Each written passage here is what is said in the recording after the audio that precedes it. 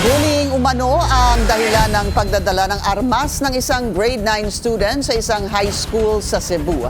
Ayon sa pulisya, walang bala ang baril pero hindi ito rehistrado. Yan ang agenda report ni Lade Cabagani. Para takutin umano ang mga nambubuli sa kanyang kaibigan, ito ang katwiran ng isang 14 anyos na estudyante sa Cebu sa pagdadala ng baril sa loob ng eskwelahan. Nahuli ang grade 9 student sa Lutod National High School sa Pinamungahan, Cebu noong Huwebes.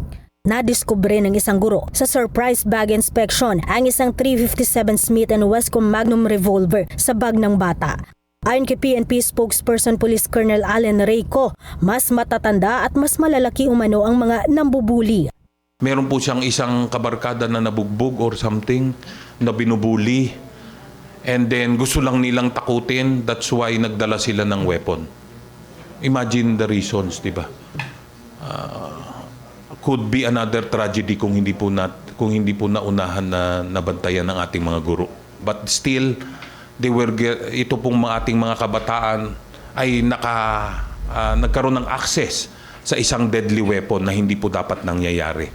So ito po ay resulta na rin ng nauunahan na. God forbid, di ba? Yung kung may bala yon at hindi nakita ng ating guro.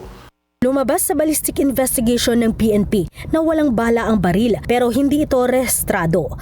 Kaya panawagan ng ahensya sa mga magulang at may-ari ng baril, siguraduhin ang safekeeping ng mga armas at huwag hayaang maabot ito ng mga bata.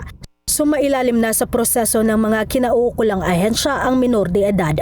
Para sa agenda, Lade Cabagani, Billionaire News Channel.